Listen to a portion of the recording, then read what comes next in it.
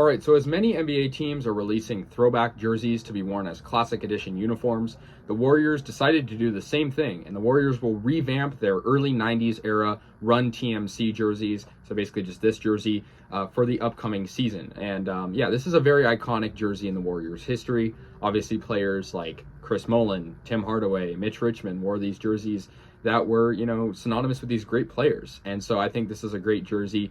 Like I said, many teams were releasing 90s era jerseys. And so, I definitely kind of expected this. I didn't, necessarily predict this, but it was leaked that the Warriors would do this. And so, yeah, it's not a new jersey, so I can't comment on any new features. It's really just the standard Run TMC era uniform. But yeah, I mean, one interesting quirk is I believe all players will wear the C patch on there. Obviously, it's the Nike cut, so it's a little different. This is a champion one, Chris Mullin one. But yeah, I mean, it's a pretty standard Run TMC uniform. The Warriors, obviously, the shorts are the blue shorts with sort of this logo without the Golden State Warriors on it. And so, yeah, it's pretty simple, but it definitely gets the job done.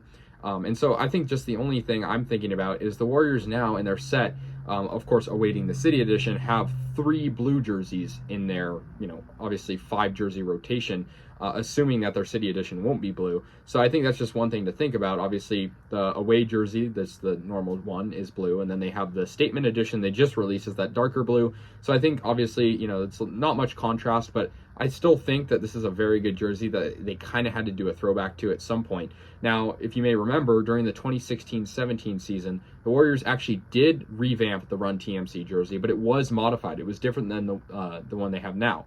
It was, obviously cut differently because it was the Adidas cut, but more than that, it was modified so that the Warriors script was white, and it just kind of looked different. And I think fans liked it, but I think fans also kind of wanted to see this one that totally paid homage to those 90s era teams. So I think this is a really, really good decision for the Warriors. Like I said, other teams release 90s era uniforms such as the Jazz, Milwaukee Bucks. Other teams are doing 90s era throwbacks because that's just kind of what the fans want.